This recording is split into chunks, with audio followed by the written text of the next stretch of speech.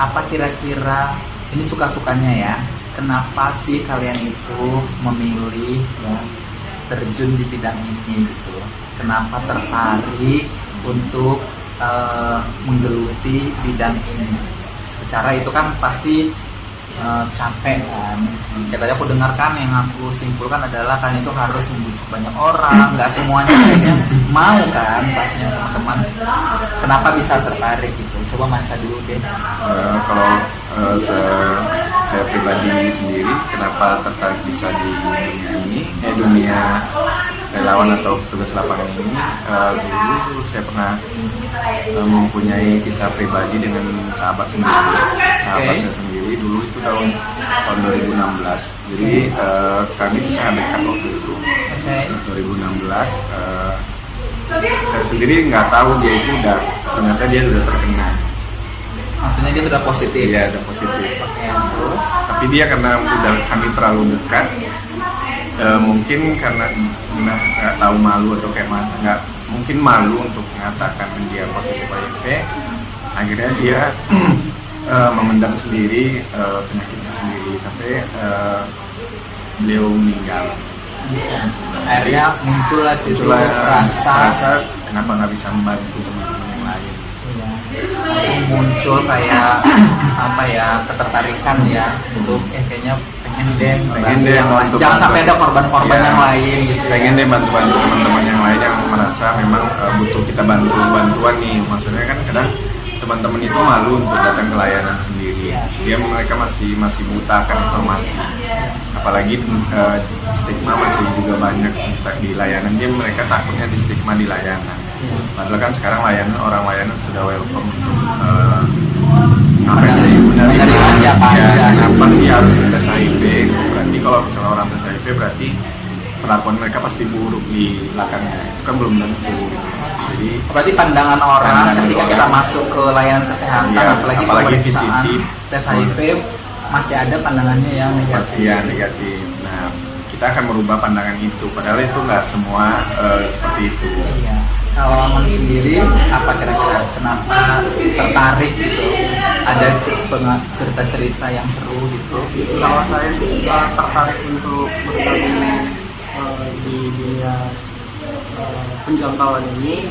Awalnya saya kan diajak nih sama teman untuk lihat-lihat aja pertamanya, lihat-lihat ternyata seru nih gitu kan, seru.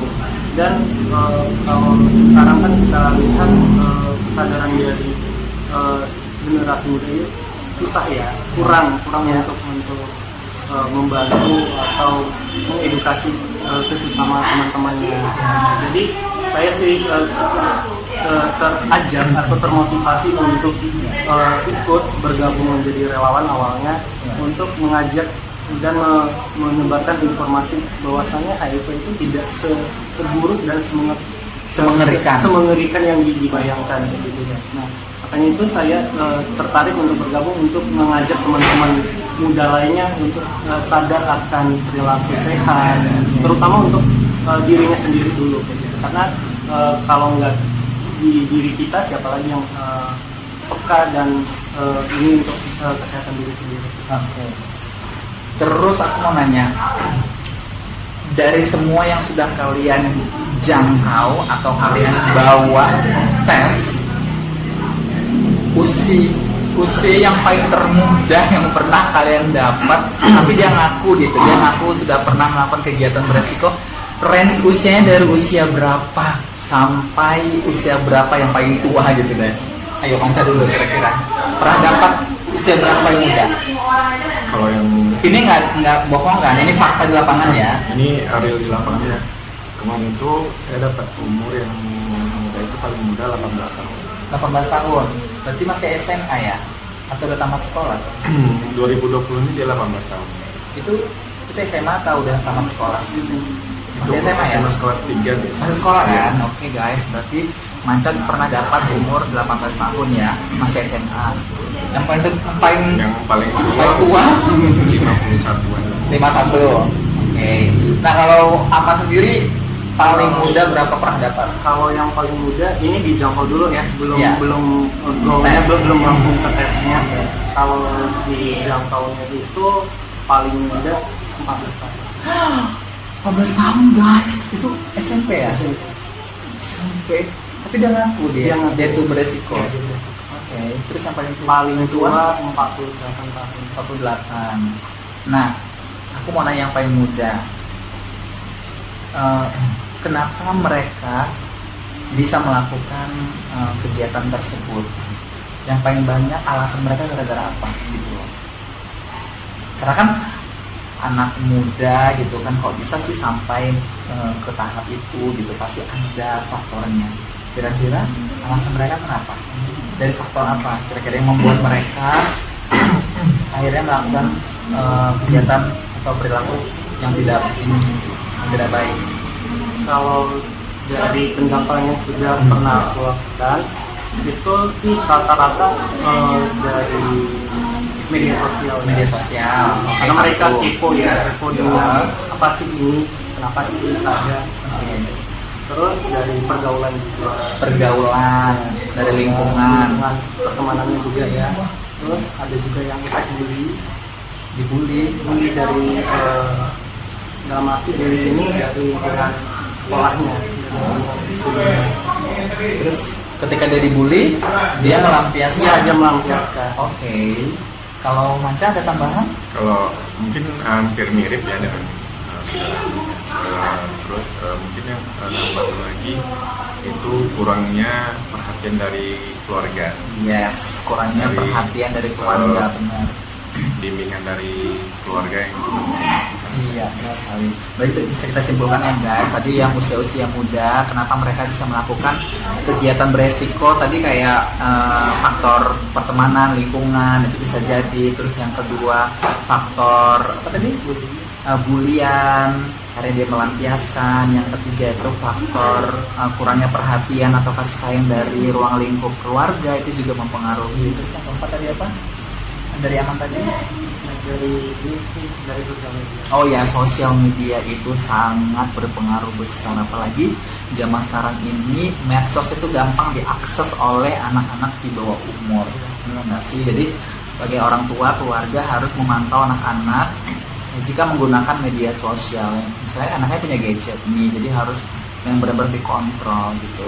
Secara link-link yang vulgar itu gampang sekali ya di open ya, diakses ya guys. Jadi ini real ya, pengalaman dari teman-teman di lapangan. Ada nggak sih kira-kira, aku mau nambahin, ini tebakan aku aja, kalau misalnya faktor karena uang, ada nggak ekonomi, akhirnya mereka melakukan hal itu ngaruh nggak sih? Maksudnya ada pengalaman nggak mereka ngaku dari faktor, misalnya gini nih, dia butuh uang gitu kan, terus melakukan seperti itu, ada sampai ngomong kayak gitu alasannya? kalau untuk itu ada tapi nggak terlalu Nggak banyak ya? Nggak banyak faktor untuk uang. Nah, faktor ekonomi juga kadang-kadang mempengaruhi juga. Nah, karena setahu aku sih ini bukan untuk yang muda, misalnya kayak anak-anak kampus ya kan, ya, anak-anak kuliahan, terus juga yang udah kerja tapi nggak punya pekerjaan. Kadang-kadang kalau udah diiming-iming sama uang, mau dia cewek cowok, bener nggak sih, akan gampang terpengaruh kan. Nah, apalagi sekarang juga pergaulan sangat bebas sekali ya di era-era ini. Oke, nah yang terakhir nih, kira-kira ada nggak pesan-pesan buat netizen atau viewers atau masyarakat di luar sana terkait HIV dan AIDS ini? Manca dulu. Kalau pesan-pesannya untuk di luar sana, kalau teman-teman yang di luar, pesan saya cuma satu. Kalau memang merasa kita pernah melakukan hubungan seks beresiko walaupun sekali, itu ada baiknya kita melakukan tes HIV sedini mungkin. Jauhi narkoba, intinya jauhi, kalau misalnya memang belum waktunya untuk seks ya kita jauhi, kita memang kita hindari.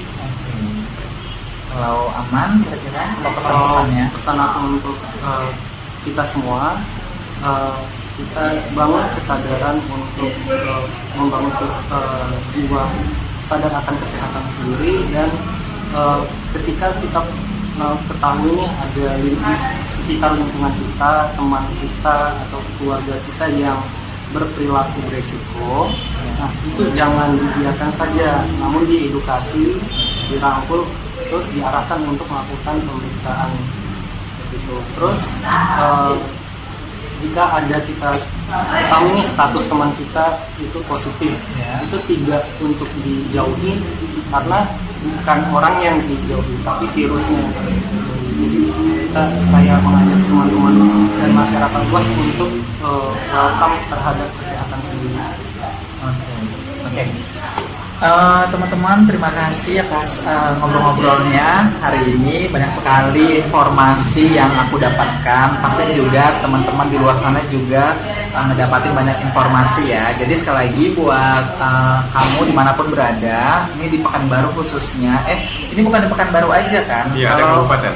Di kota lain di Indonesia itu di ibu kota ada ya? Ada. Seperti kalian. Oh, berarti setelah di ibu kota itu ada kayak di Medan, Jakarta, di Bandung. Pokoknya kota-kota besar itu pasti ada kayak teman-teman seperti ini. Kamu tinggal cari aja nanti informasinya ya guys. Oke, thank you banget untuk waktunya hari ini. Mudah-mudahan bermanfaat buat semuanya. Sampai ketemu di video-video berikutnya. Jangan lupa di like, comment, share, dan subscribe. Sampai ketemu. Bye-bye.